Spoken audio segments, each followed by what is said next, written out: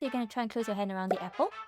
Yeah, so squeeze your fingers. Wait, I can't. Just squeeze your fingers. Yeah. Alright. Hi guys, that was me trying to do difficult actions if my body doesn't work like how it should. And this is Alya, who is here to help. Hi, my name is Alya. I'm an occupational therapist at Changi General Hospital. I generally help patients regain independence in their daily lives in things such as dressing, cooking, and even going back to work. So you basically help people live their lives again? Exactly, and today we're going to show you some tools and creative ways in which we do that. Shall we? Ooh, let's go. We're going to do this right now, okay? What's going on here? I get you to take a seat and then we're going to start this, okay? Start what? Alright, so we're going to do this thing called an SLG. Okay, can I get you to give me your right hand? Okay. Right, so we're going to put this through your thumb. This is a robotic hand rehabilitation device that helps patients who have lost their hand functions. It uses air pressure to help patient move their hand when they are not able to, providing a higher level of movement repetitions. Whoa, this looks like a Everything sci-fi movie scene. In healthy individuals, the brain sends signals to move the hand. However, some parts of the brain could be injured and can no longer send such signals. The glove provides feedback to help the brain relearn how to use the hand. So training resumes, you feel your hand kind of like extending outwards. Okay, so now it's telling you to close your hand, so you're going to try and close your hand around the apple. Yeah, so squeeze your fingers. Wait, I can't. You have to squeeze your fingers. Yeah. Alright. Oh, okay. Yeah, so there's a bit of resistance because your hand is actually fine, right? Oh, yeah. Oh. Each time your hand moves with the glove, your brain and muscles are rewiring or building new neural pathways through a process called neuroplasticity. Over time, these repetitions strengthens these connections, helping patients regain control. Okay, so this is just really to mimic something that you're going to grab for your everyday activity. Okay. Yeah. So we adjust the threshold based on like how much strength the patient has currently. So if they have really, really little strength, we'll adjust the threshold. Oh, yeah. Okay. Alright, shall we move on to Yes. the next activity? Good. Okay, and then you're going to pretend you're pouring something. Yeah. Then you're going to put it back down again. So you're going to use ice cube. Oh, it's an ice cube. Okay. Pick it up using your 2 fingers. 2 fingers. Squeeze. Two. Squeeze more. I'm squeezing. Oh. Okay, so this is to practice your pincer grasp, which is a Okay. very difficult grasp for most people. I did not expect grasping to be so difficult or pinching to be so difficult. Okay, next challenge, but for the both of you. Okay, MJ, you are supposed to dress up and make breakfast within the next 10 minutes. Now? With this? How? Okay, I get the challenge now. Shall we go in? Come. You just try to open the door using your right hand. Ugh. This space is a transitional living unit. It has been designed to simulate the living environment to a HDB flat. It provides a safe environment for selected patients to practice their functional skills such as cooking, cleaning, laundry management in preparation to go home.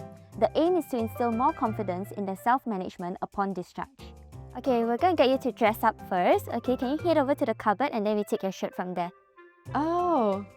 Okay, Oh, hand. I gotta lift my head. Currently, which hand do you feel like is more difficult to dress? Clearly, this one. Clearly your right arm, right? So usually when it comes to our patients, we kind of teach them to wear the more difficult hand first. So unbutton it as per usual and try to put it into your right arm first. Okay. Oh, I'm tired already. I'm gonna rest my hand here. Just gonna use the other hand.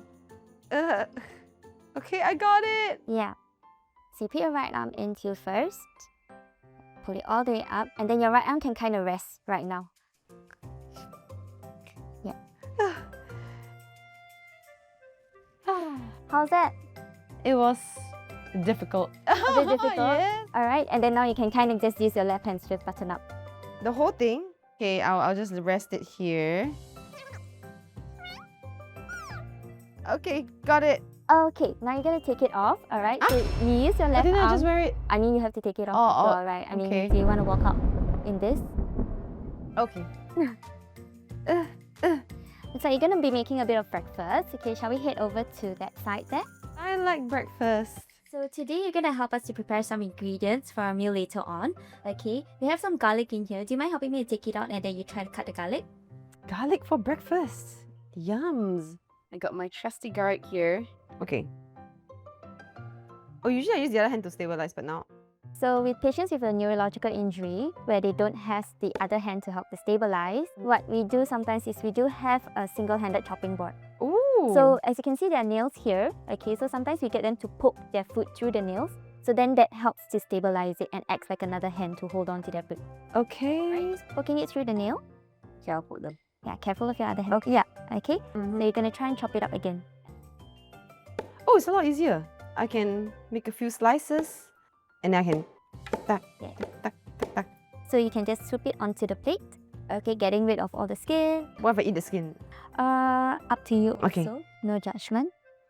Wow, that was actually quite difficult to do this seemingly simple task. So a lot of respect to the patients out there. So this is why occupational therapy is all about unique problem solving. We come up with creative ways and we use tools to help patients to achieve independence in their daily lives. Alya, today I really saw how much creativity and patience is required as an occupational therapist. Is there any one patient that made you feel like, okay, this is all worth it? So essentially, all of my patients makes me feel like it's worth it despite all of the challenges that we face sometimes. But if I were to highlight one particular patient, we had a lady who came in for a really, really big stroke. Unfortunately, she was not able to move one side of her body, she was not able to talk or even understand instructions with us. So we really had to dig through all of our interventional approaches to be able to manage her. And one of the things that we did was actually mirror therapy, which kind of tricks your brain to use the affected side again. So after about 3 sessions, we finally had a breakthrough. She was really, really very tired. She found the sessions very, very challenging. But after the 3rd session, suddenly she started moving her arm again. When that happened, I saw the family's reactions, I saw her reaction, and at that point, I was really, really comforted by all of it. So I felt like, all of this is actually quite worth it. Every patient actually reminds me of why I chose this path. So their appreciation and knowing that what we do makes an impact on their recovery makes it all worth it and keeps me going. Yeah. Wow, that's amazing. Will you recommend this job? 10 out of 10. 10 out of 10 would recommend. Today, I've learned that occupational therapists aren't just about doing exercises. They're life problem solvers, helping patients get back to living independently. If you want to make a real difference in people's lives through creativity and care, do check out the healthcare scholarships available. Just keep thinking!